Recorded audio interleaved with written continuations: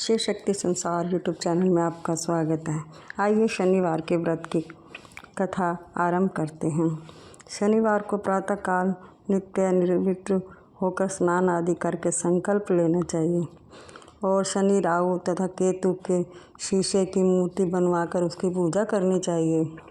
काले अक्षत, काले वस्त्र, पुष्प तथा काले चंदन का प्रयोग करना चाहिए। पूजा आदि पीपल के नीचे ही की जाए तो अच्छा रहता है। 7 बार प्रदक्षिणा करनी चाहिए। इसके पश्चात वृक्ष में सूत लपेटना चाहिए। शनि की प्रार्थना करनी चाहिए। लोहे के कटोरे में कड़वा तेल भरकर काले तिल और काली वस्तु का दान करना चाहिए। किसी काले रंग के अन्न का दान करना चाहिए। काले जौ, काले उड़द, काले तिलों का प्रयोग भी करना चाहिए। यदि शक्ति हो तो काले बछड़े वाली गाय सुपात्र ब्राह्मण को दान देनी चाहिए। आइए शनिवार की कथा आरंभ करते हैं। एक बार सूर्य, चंद्रमा, मंगल, बुध, बृहस्पति, शुक्र, शनि, राहु और केतु के 9 ग्रहों में विवाद हो गया कि हम सब में बड़ा कौन है। सभी अपने आप को बड़ा समझने लगे। उन लोगों का विवाद काफ़ी बढ़ गया और वह किसी फैसले पर नहीं पहुँचे। तो देवराज इंद्र के पास गए और उनके निवेदन किया, हे देवराज, आप हमारा न्याय करके बताइए कि हम 9 ग्रहों में से सबसे बड़ा कौन है।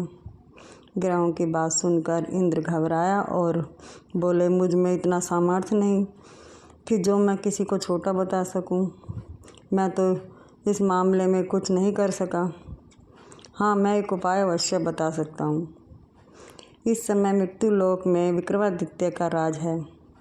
वहाँ दूसरों के दुखों को दूर करने वाले हैं, इसलिए तुम्हें उनके पास जाना चाहिए। देवराज इंद्र की बात सुनकर सभी ग्रह महाराज विक्रमादित्य के पास गए और सारा किस्सा सुनाया। ग्रहों की बात सुनकर महाराज विक्रमादित्य सोचने लगे कि किसको छोटा बताऊं। काफ़ी देर तक विचार करने के पश्चात उन्होंने एक उपाय सोचा। सोना, चांदी, कांसा, पीतल, राका, जस्ता, अम्बरक, लोहा आदि 9 धातुओं के 9 आसन बनाए और उनको क्रम अनुसार बिछा दिया।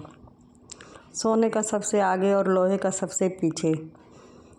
इसके बाद राजा ने ग्रहों से कहा, आप सब अपने आसनों पर बैठ जाइए। जिसका आसन सबसे आगे है उसको सबसे बड़ा और जिसका सबसे पीछे है उसको सबसे छोटा समझिए। क्योंकि लोहे का आसन सबसे पीछे था, इसलिए शनिदेव ने समझ लिया कि राजा ने मुझे सबसे छोटा बताया है। उन्होंने कहा, राजा, तुम मेरे पराक्रम को नहीं जानता।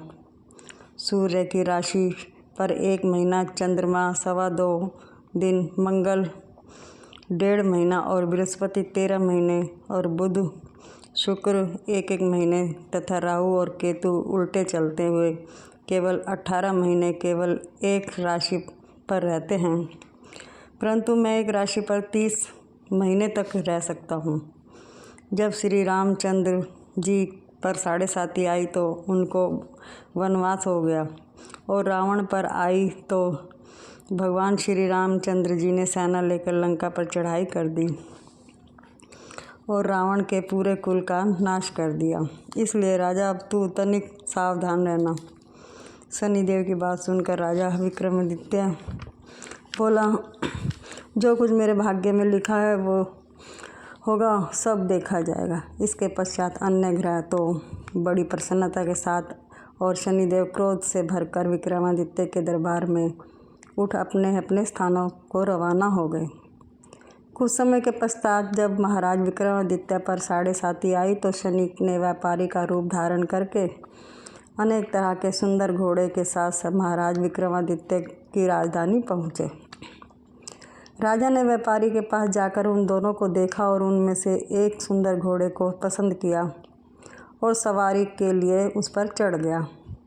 बस क्या था, बस राजा ने उस पर चढ़ने की देरी थी कि वह हवा में हो गया और जंगल में राजा को गिराकर अदृश्य हो गया।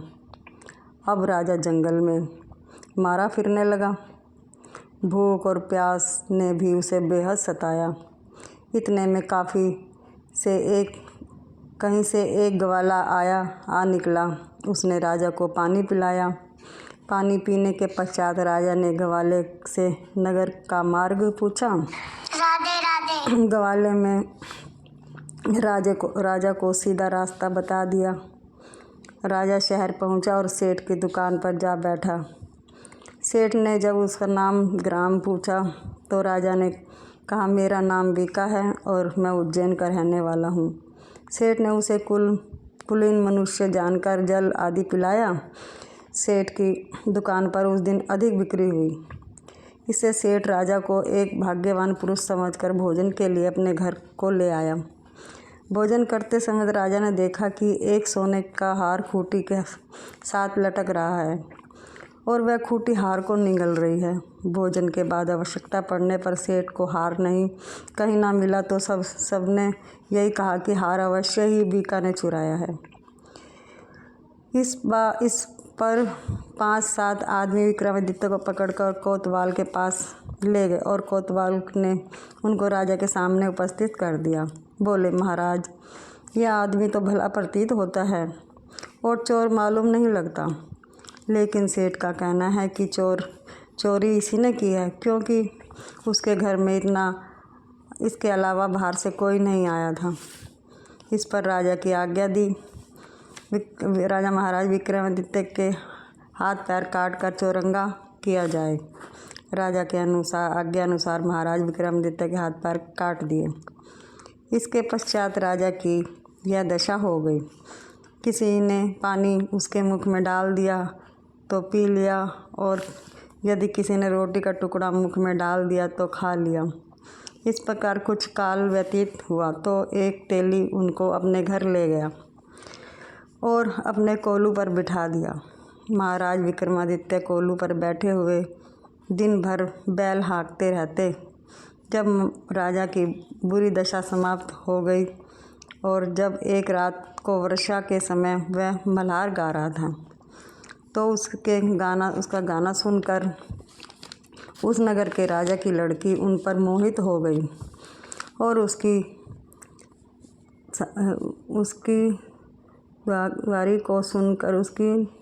गाना को सुनकर इस बात का पता लगाने लगे कि भेजा। दासी को इस बात का पता लगाने के लिए भेजा कि देखो इस समय कौन मल्हार गा रहा है। दासी ने महल में जाकर राजकुमारी को सब वृत्तांत सुना दिया। राजकुमारी ने प्रण किया कि यदि विवाह करूंगी तो इस चौरंगा के साथ ही करूंगी, और अगले दिन राजकुमारी ने अनशन व्रत किया। दासी ने रानी को सब हाल सुना दिया। रानी तुरंत ही राजकुमारी के पास पहुंची और उससे उसके दुख का कारण पूछा। राजकुमारी ने कहा, माता जी, मैंने प्रण कर लिया है कि अमुक तेली के घर में चौरंगा है, उसी के साथ मैं विवाह करूंगी। रानी ने चिंतित हो यह बात राजा को बताई। राजा ने जब समझ में आया तो उसने कहा, पुत्री, मैं अभी देशांतर में अपने दूत भेज कर गुणगान कर तथा रूपवान राजकुमार के साथ तुम्हारा विवाह करूंगा। जो बात तुमने सोची है यह तुम जैसी राजकुमारी को शोभा नहीं देती। इस पर राजकुमारी ने कहा, पिताजी, यदि आप इस संबंध में अधिक कुछ करेंगे तो मैं अपने प्राण त्याग दूंगी, परंतु दूसरा वर नहीं करूंगी। राजा ने उसी समय तेली को बुलाकर कहा, तेरे घर में चौरंगा है, मैं उसके साथ लड़की का विवाह करना चाहता हूँ। तेली ने कहा, महाराज, यह कैसे हो सकता है? कहाँ आप हमारे राजा और कहाँ मैं नीच तेली। राजा ने कहा, भाई, भाग्य के लिखे को कोई नहीं मिटा सकता। तुम अपने घर जाकर विवाह की तैयारी करो। अब तेली अपने घर जाकर विवाह की तैयारी करने लगा। फिर राजा ने राजकुमारी का विवाह चौरंगा विक्रमादित्य से कर दिया। रात्रि के समय जब महाराज विक्रमादित्य और मन भावती महल में सोए तो आधी रात के समय शनिदेव ने राजा विक्रमादित्य को सपने में दर्शन दिए। कहा, राजन को तुमने मुझको छोटा बताकर कितने दुख उठाए। तब महाराज विक्रमादित्य ने शनिदेव से अनेक प्रकार की क्षमा याचना की। इस पर शनिदेव ने प्रसन्न होकर महाराज विक्रमादित्य को हाथ पैर दोबारा से दे दिए। विक्रमादित्य ने शनिदेव से कहा, महाराज, मेरी एक प्रार्थना स्वीकार करें कि जैसा दुख आपने मुझे दिया वैसा दुख किसी और को नहीं देना। शनिदेव ने कहा, राजन, तुम्हारी यह प्रार्थना स्वीकार करते हैं। जो मनुष्य मेरी कथा सुनेगा और चींटियों का आटा डालेगा उसके मनोरथ पूरे होंगे। इतना कहकर शनिदेव अंतर्ध्यान हो गए। प्रातःकाल जब राजकुमारी मनभावनी की आँख खुली तो उसने महाराज विक्रमादित्य के हाथ पैर न देखे तो आश्चर्यचकित में रह गई। उसको चकित देखकर राजा ने अपना समस्त वृत्तांत कहा और यह भी बताया कि मैं विक्रमादित्य हूँ। नगर भर में प्रसन्नता की लहर दौड़ गई। विक्रमादित्य के चरणों में गिरा पड़ा क्षमा मांगने लगा कि आप पर मैंने चोरी का झूठा दोष लगाया था, अतः आप अब तो आपका भी चाहे कुछ भी मुझे दंड दीजिए। राजा विक्रमादित्य ने कहा, सेठ, मुझ पर शनिदेव का कोप था, इससे आपका कोई कसूर नहीं। सेठ ने कहा, परंतु मुझको तभी शांति होगी तब आप मेरे घर चलकर